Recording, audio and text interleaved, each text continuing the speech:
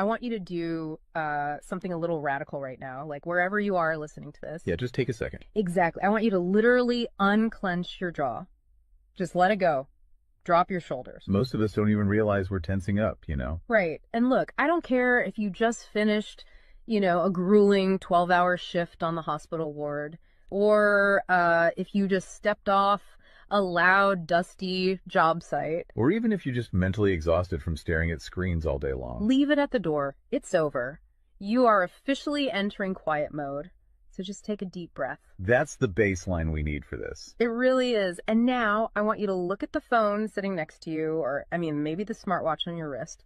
Every single time that screen lights up, every time it buzzes, it steals exactly 23 minutes of your life. Welcome to the deep dive. It really is a staggering number to confront when you put it like that. 23 minutes from one buzz. Yeah, because we tend to measure interruptions in like the seconds it takes to glance at a screen, right? Whoa! We completely ignore the massive cognitive debt we incur the moment we look away from our deep work. And that cognitive debt, that is exactly the central target of our mission today. Okay, let's unpack this. We are exploring The Sovereign Architect's Guide by Chillstar 08. Specifically, episode 6, which is titled Deep Work Dynamo, How to Finish Your Week in 4 Hours. Right. And if you remember, in our last deep dive, we talked about installing drawing those boundaries and reclaiming your personal space. But clearing the space is just step one. It actually reveals a much deeper, much more intimidating problem. Yeah, the void.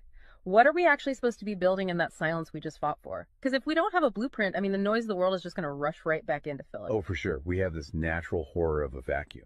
The second our schedule opens up even slightly, our instinct is to pack it with activity. We just have to be doing something constantly. Exactly. We are culturally conditioned to equate motion with progress. Yeah.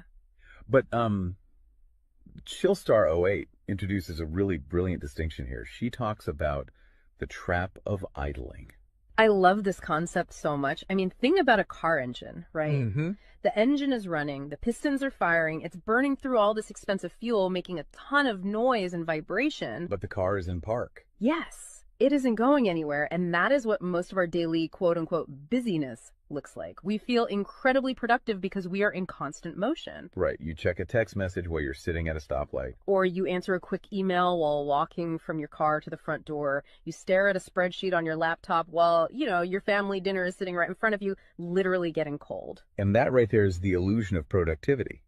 You end your day feeling physically and mentally depleted because you were constantly doing something. So you didn't actually do anything that matters. Exactly. If you step back and evaluate your legacy, the deep, meaningful work, the art, the business strategy, the relationships. Right, the relationships that actually move your life forward. None of it progressed. You spent 8 hours idling. You were everywhere, which means you were truly nowhere. Man, that hits hard. And this brings us back to that terrifying 23-minute statistic from the research she cites. I don't want to just gloss over this. No, we definitely shouldn't. Because understanding the mechanism behind it is crucial. Why does a 5-second distraction cost us almost half an hour? It basically comes down to how our prefrontal cortex manages working memory. Your brain is not a computer processor that can just run multiple applications in parallel. Right. We can't actually multitask. Exactly.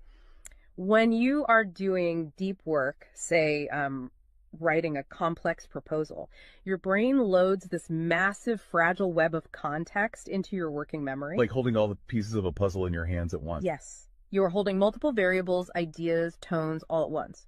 So when your phone buzzes and you glance at a text from your partner asking about groceries, your brain is forced to execute a context switch. So it has to dump all the proposal data just to load the grocery data. It literally flushes the working memory buffer, yeah. It has to process the new rules and the emotions associated with that text message. Wow. And then when you turn back to the proposal, you cannot just pick up where you left off. Your brain has to laboriously rebuild that entire web of context from scratch. Oh, I hate that feeling. Were you just staring at the screen like, what was I even saying? Right. It has to retrieve the thread of your argument. Remember the tone you were using, recall the variables.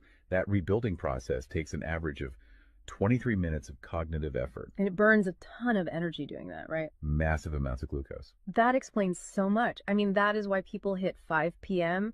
and feel physically exhausted, almost sick to their stomachs. Even if they've just been sitting in a really nice ergonomic chair all day. Exactly. They haven't been doing deep work. They've been doing cognitive gymnastics, just constantly flushing and reloading their working memory.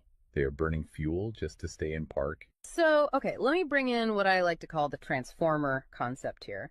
Because our focus is like an electrical grid. If you have, 50 browser tabs open, you are leaking energy as raw, unusable heat rather than concentrated light. That's a great way to look at it. So if we are all acting like our focus is this cheap renewable resource, how do we stop being what Chillstar 08 calls a subject to the pings of the world? I mean, how do we actually become the architect of our attention? Well, what's fascinating here is how she frames the philosophical shift we need. She says utility does not equal value.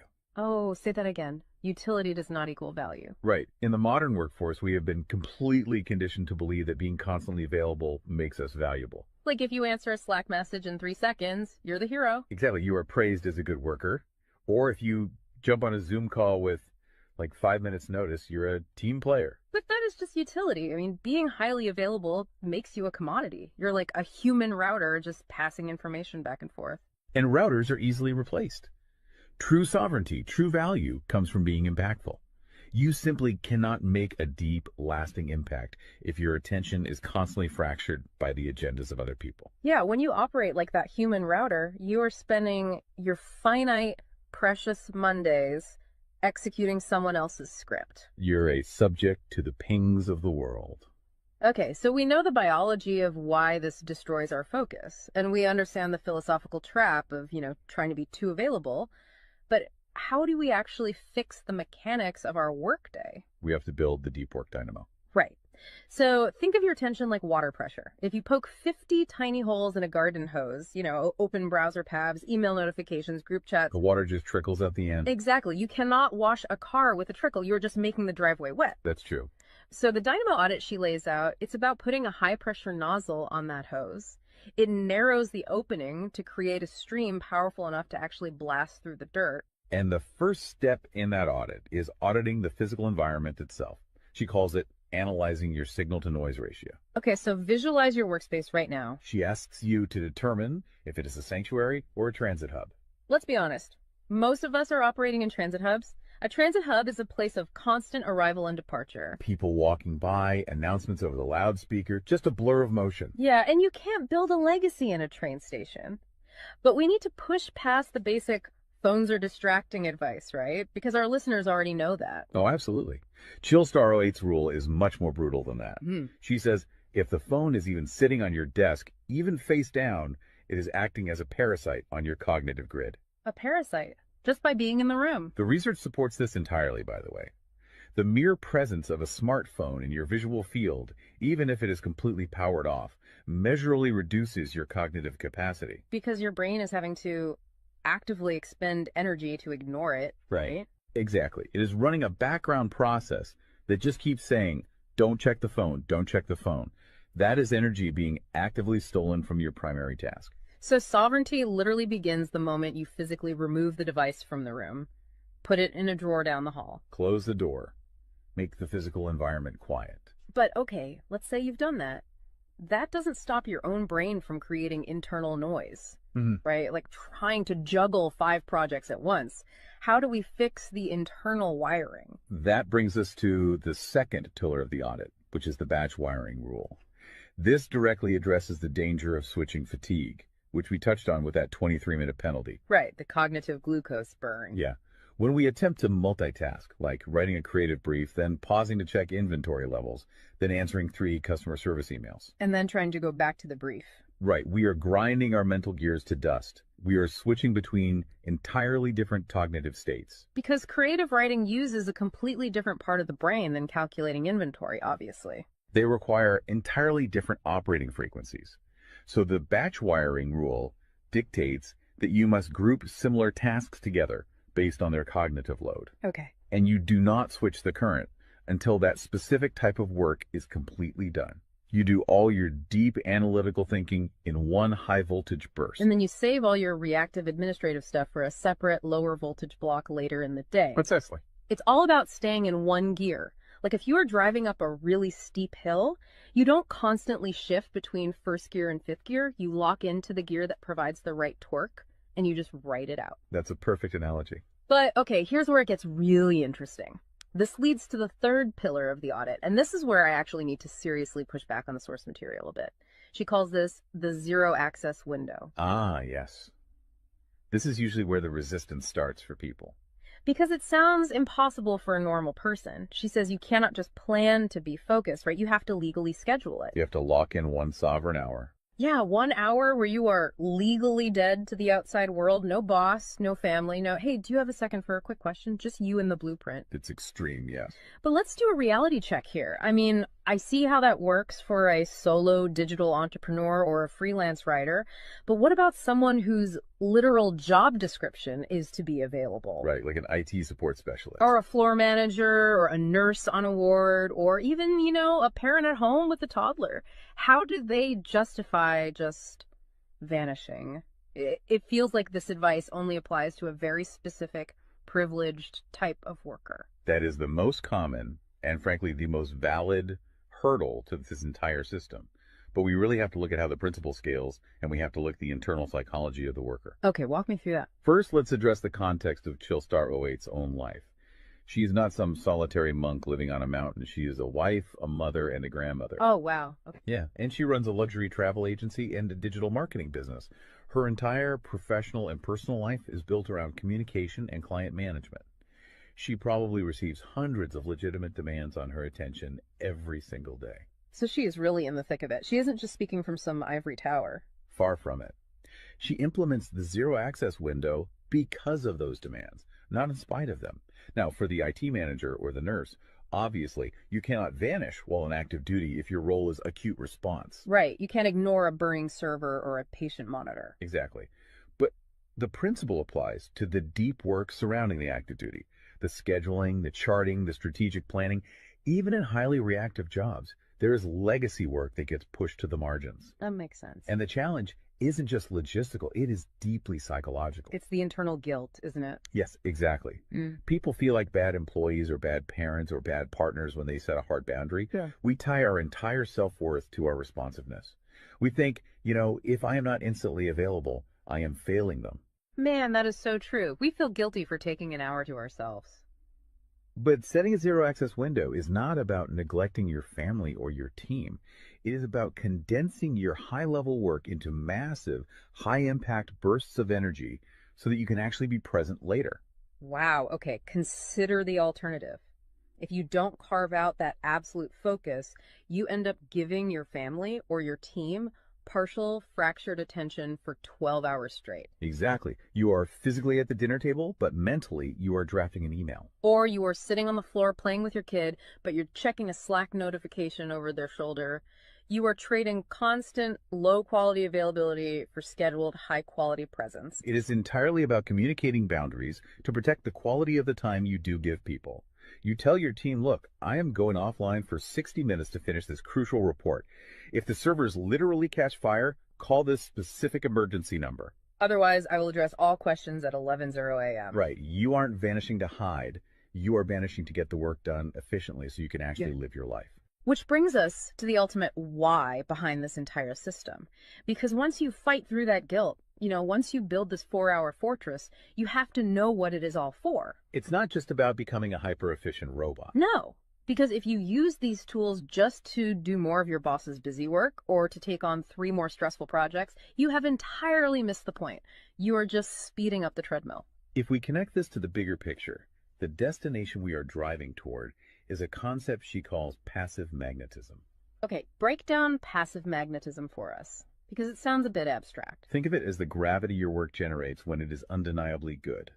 Most people operate with active desperation. They are loudly networking, constantly posting, aggressively chasing clients or promotions. Just relying on sheer volume to get noticed. Right. Passive magnetism is the exact opposite. It is the ability to attract results, clients, wealth, legacy, or respect through the undeniable quality of your deep work. Because you actually took the time to build something substantial rather than just talking about building it. Yes, when you engage the deep work dynamo, you produce work so concentrated and so valuable that it acts as a magnet. You don't have to chase the market comes to you. And the ultimate prize of achieving that passive magnetism isn't just more work. The prize is time. Time is the ultimate currency.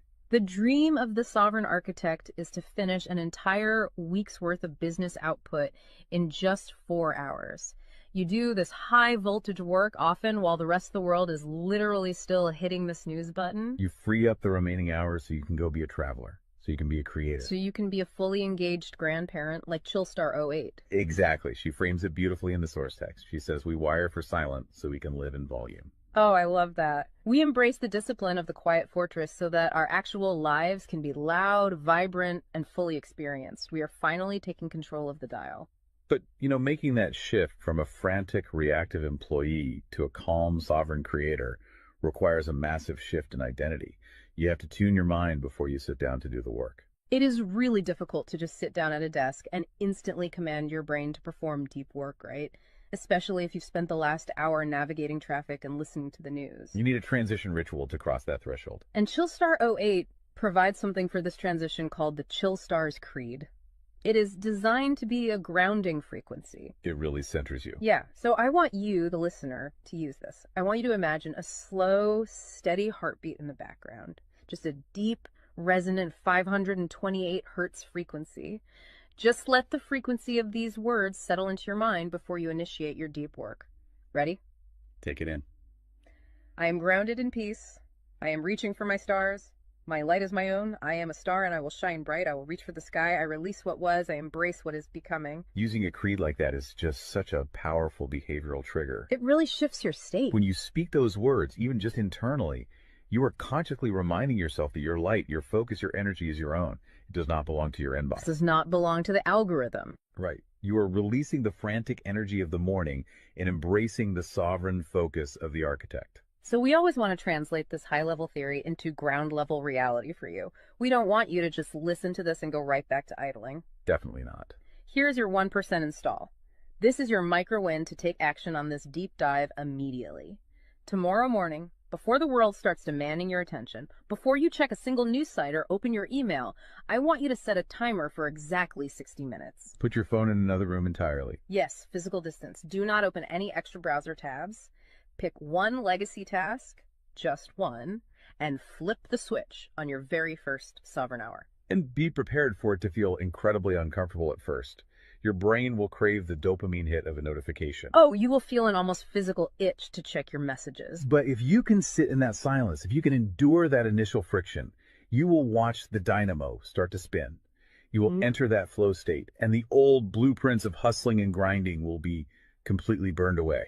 And look, if you want the actual templates to automate this piece, the specific tools and step-by-step guides to build the system out completely and protect your location-independent freedom, you can join the Sovereign Fortress on the Chillstar 08 school community. All the blueprints are there waiting for you. They really are. As we wrap up this deep dive, I want to leave you with one final thought to explore on your own. We have spent this entire session talking about the mechanics of work. We've talked about condensing your week's output into just 4 hours of pure, undistracted focus. But if you actually achieve that, you're going to be faced with a beautiful, kind of terrifying question. What's that? Who are you going to become in the remaining 164 hours of your week? What if your true legacy has absolutely nothing to do with what you produce while you are busy, but entirely to do with who you are when you are finally completely silent? Wow. Unclench that jaw. Drop those shoulders. Step into the quiet. Go be great and flip the switch. We'll see you on the next deep dive.